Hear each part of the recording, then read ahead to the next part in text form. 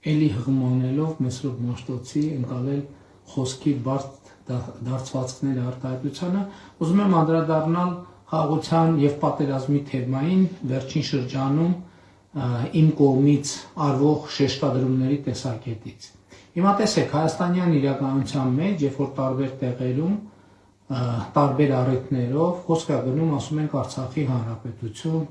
ասում ենք Արցախյան հիմնախնդիր, մենք պետք է հասկանանք այս խոսքի բարդ դարձվածքները, ինչի մասին է խոսքը։ Այսինքն խոսքը ունի արժեք եւ խոսքը ունի հետևանք, խոսքը գործողություն է կամ գործողության պլան։ Երբ որ այս արտահայտությունները օգտագործում ենք, մենք պետք է հասկանանք հետո հաջորդը ինչ, որն է դրա հաջորդ քայլը։ Չկա պարզապես որևէ տարբերակ, երբ որ այդ արտահայտությունը հնչում է, լինի դա եկեղեցու խորանից, լինի դա, չգիտեմ, գիտական տրամաբանությամբ, լինի դա հանրային տրամաբանությամբ, լինի դա որևէ այլ տրամաբանությամբ, որ ինքը չբերի կոնֆլիկտի։ Ինչ որ մի պահի, ես չեմ ասում վաղը կամ երկուշաբթի, բայց ինքը մի պահի բերելու է կոնֆլիկտի։ Եվ մենք շատ հստակ պետք է կայացնենք այդ որոշումը։ Եվ մանավանդ որ հիմա քաղաքական դաշտը ըստ էության դիրքավորվում է այս տրամաբանության մեջ։ Խաղաղության կուսակցություն, որը ասում է, որ մենք չպետք է շարունակենք Ղարաբաղի շարժումը, եւ պատերազմի կուսակցություն, որը ըստ էության ուղղակի կամ անուղղակի ասում է, որ մենք պետք է շարունակենք Ղարաբաղյան շարժումը, եւ ես հստակ ասում եմ, որ Կտրիչ Ներսիսյանը հստակ ստանձնել է պատերազմի կուսակցության առաջնորդություն, այդ մնացածը Լևոն Տեր-Պետրոսյան, Ռոբերտ Քոչարյան, Սերժ Սարգսյան, մյուսներ տեղավորվում են այս տրամաբանության տակ։ Եվ մենք պետք է շատ հստակ ընտրություն կատարենք, Ղարաբաղի շարժումը շարունակում ենք, թե չէ։ Եթե շարունակում ենք, դա նշանակում է նոր պատերազմ, չի կարող ուրիշ կերպ լինել։ Եվ ընդ որում 2020 թվականից առաջ էլ էր պատերազմն, այն չէ, որ պատերազմ չէր։ Մենք խաղաղություն ենքան անծանոթ է, որ մենք խաղաղությունն ու պատերազմը չենք էլ տարբերել իրարից, նոր սկսում ենք տարբերել։ Եվ մենք պետք է այս ընտրությունը կատարենք։ Մենք ասելով ժողովուրդը պետք է այս ընտրությունը կատարի։ Եւ ժողովուրդը չկա ընտրություններով պետք է ասի, մենք շարունակում ենք Ղարաբաղի շարժումը, թե չի շարունակում։ Որտեղ եթե շարունակում է Ղարաբաղի շարժումը, այդ նշանակում է, որ Կտրիչ Ներսիսյանի բուրգի ներքո գտնվող ուժերի օգտին պետք է քվեարկի, եթե չի շարունակում Ղարաբաղի շարժումը, պետք է քվեարկի քաղաքացիական պայմանագիր կուսակցության օգտին, որտեղ քաղաքացիական պայմանագիր կուսակցությունը միակ քաղաքական ուժն է, որ հստակ ասում է, որ մենք Ղարաբաղի շարժումը պետք է չշարունակենք։ Երկրորդ այդպիսի ուժ գոյություն չունի։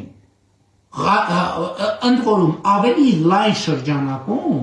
ժողովուրդը պետք է որոշում կայացնի, որովհետև քաղաքացիական պայմանագիր կուսակցությունը միակ ուժն է, որ ասում է նոր սահմանադրության մեջ պետք է անկախության հռչակագրին հղում չլինի։ Ինչու ժողովուրդ ջան, որովհետև անկախության հռչակագրի տեքստը ինքը ոչ թե անկախության հռչակագիր է, ինքը կոնֆլիկտի հռչակագիր է։ Ինքը մի կոնֆլիկտի հակամարտության հռչակագիր է, որովհետև մենք ասում ենք, որ ոչ թե պետություն ենք ստեղծում, ոչ թե այդ հռչակագրով, ոչ թե մեր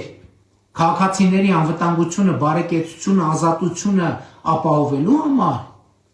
այլ մենք պետություն ենք հիմնում Լեռնային Ղարաբաղի եւ Արևմտյան Հայաստանի համար։ Սա կոնֆլիկտի հռչակագիր է։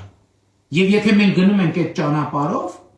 ուրեմն կոնֆլիկտը անխուսափելի է։ Եվ առաջիկա ընտրություններում, եւ ինչի առաջիկա ընտրություններում, ամեն օրվա հանրային քաղաքական կյանքում այս հարցով մենք պետք է որոշում կայացնենք։ Ես հստակ ասում եմ, որպես Հայաստանի Հանրապետության վարչապետ եւ որպես քաղաքացիական պայմանագիր կուսակցության վարչության նախագահ։ Մենք չպետք է դա շարունակենք։ Մենք չպետք է դա շարունակենք։ Ընդ որում հիմա գիտեմ, էլի կասեն ու դեմ չեմ թող կասեն, բա այն ժամանակ Ղարաբաղի հետ կապված ինչ էիր ասում, չգիտեմ ինչ հետ կապված ինչ էիր ասում։ Այո, ասում էի եւ դա ցույց է տալիս, որ ես այդ իրականությունից կտրված չեմ եղել։ Ես այդ իրականության դեմ չեմ եղել, ցույց է տալիս, որ ես մաքսիմալն եմ արել այդ օրակարգերի համար